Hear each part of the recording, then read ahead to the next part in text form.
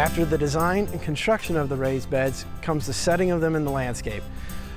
By measuring out the distance between your 4 feet into the landscape and digging those holes to appropriate depth, either using a tape measure or the end of your shovel to guide you for the depth, you can then set those into the ground. As always, it's suggested for calling 811 to mark any water lines, power, or communication lines.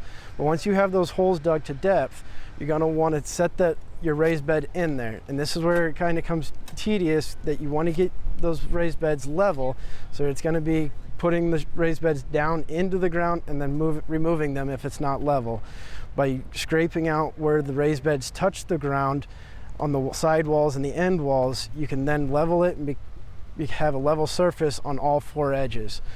The purpose of leveling the raised beds is that way you don't get any soil erosion through either regular watering or rain events. When your raised beds are unlevel, anytime you water or have a rain event, that water is going to push all the soil on the surface to one way or the other, whichever way is the lower end of that raised bed. By making sure that those are level, you can then ensure that majority of your soil stays into those raised beds. Once those level surfaces have been acquired, you can then fill the bed.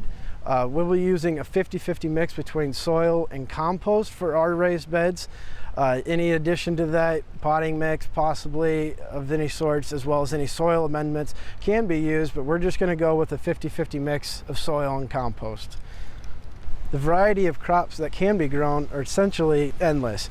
By either ornamental crops, vegetable crops, cut flowers, anything can be grown into those with the use of either a vining structure or even early or late season vegetable crops through the design and construction of a hoop structure with poly covering over the top.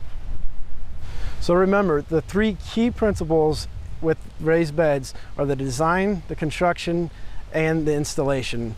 With the design, making sure it's an accessible as well as easily attainable and reachable area, not making raised beds too wide that you can't reach the center or you can't reach some of the interior areas.